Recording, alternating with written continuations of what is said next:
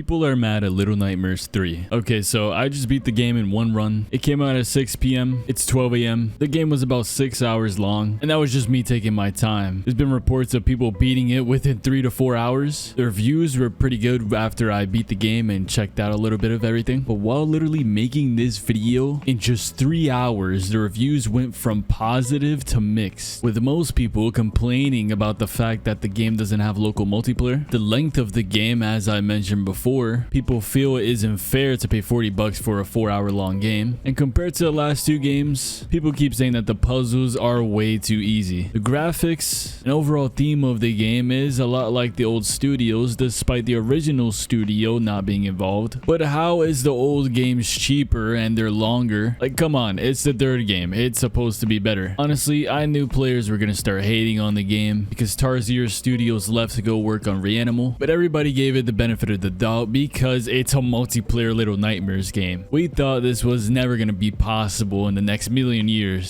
since this series is always known to be just single player, and the original Little Nightmare games didn't have combat. The first and second game was completely different. The gameplay focused primarily on puzzles, platforming, and stealth. This game kinda does a bit of that, but with the multiplayer appeal and two new protagonists. It was a really different game playing through it, being able to actually fight back instead of just relying on hiding and outsmarting the enemies. It wasn't a core part of the game like a lot of people before release was concerned about. I think there was only like 2 or 3 parts in the game where we actually was able to tackle incoming enemies. For the most part, it was like any other Little Nightmares game, run and hide. We're still very small facing these big enemies, so the devs are still focused on that helplessness feeling and stealth and platforming. That's what Little Nightmares is all about. But the core part of the game, the puzzle solving, where all Little Nightmares games have that environmental puzzles to progress through the various areas, yeah, that's not really in Little Nightmares 3. It honestly seemed like they wanted to add a little bit more complexity to these puzzles, but they were forced to make it all fit to the condensed campaign with only 4 chapters, again about 4 hours long. Main reason for that is because they want to charge us for additional content. Supermassive Games decided, you want to see more of the story? You're gonna have to buy the Secrets of the Spiral expansion pass for an additional 15 bucks on top of the 40 you already spent, which is absolutely insane. Thank God this game has friend pass, because if me and my buddy had to each spend 40 bucks, that would be absolutely insane. The DLC doesn't really feature any new content yet. They've announced that it's coming out in 2026. That's pretty much like a pre-order. It's available for purchase, but the Secrets of the Spiral, which includes 2 additional chapters, will be released in 2 parts in 2026. First chapter is expected to release in spring 2026, and the second chapter fall 2026. I hate to say this, but people are complaining about the short game. This is pretty much why it's short. There's more content coming out soon. It sucks we have to pay for it, but it is what it is. They're trying to make their money because this is a new spin on the Little Nightmares series. It's multiplayer. They know they can stretch out the story because those fans will eat it up, but in order to make people happy and ease up on all the negative reviews, I think they should just add remote play like every other game that features co-op like this. Couch co-op isn't dead. Not everybody wants to play online co-op all the time, and Steam's remote play feature is the best option to resolve this, because they can play on the same PC or they can still play online, just invite each other. There's also been some mention of the AI and the online co-op being buggy despite the game being delayed back in May 31st last year. Multiplayer quality seems to be down according to some fans. I didn't have any issues playing the game. It's not really the game or the studio itself. It's more of Steam's friend pass system. My friend I was playing with had to adjust his settings frequently while playing, but then again, he got crappy internet, so who knows. But I can't really blame the game. It's more of Steam. That's what people are having issues with. But that pretty much addresses all the anger in the community. Length of the game, we're getting more content soon. It sucks it was super short, but we just gotta wait till next year to find out more on the story. Hopefully we get a lengthy DLC with some amazingly complex puzzles like the previous games. All I know is it better be better than the base game, because I'm paying an additional 15 bucks, so it better be good. That's pretty much the only way they can make up for what's going on right now. With next year's content update, they'll bring up the reviews for the game. Local co-op, like I said, maybe they can add it into the game, add to remote play, somehow make it work for console as well to make people happy. If not, eventually, I know for PC at least, a mod will come out to solve this. Leave it to the community to solve the devs' problems. And then price, maybe reduce the DLC or make it free. It's the first day after release. Reviews are still pouring in, but when more backlash comes out, I'm pretty sure the studio is gonna do something to make us happy, because everyone's just pissed. And with good reason. I mean, you pay 40 bucks for a game, it's been been 4 years and that's all you get? Like, come on, at least make the DLC free. Bad enough we gotta wait till mid 2026 to see what's next. Like, most people's gonna be playing GTA 6, man. We're gonna forget about this game.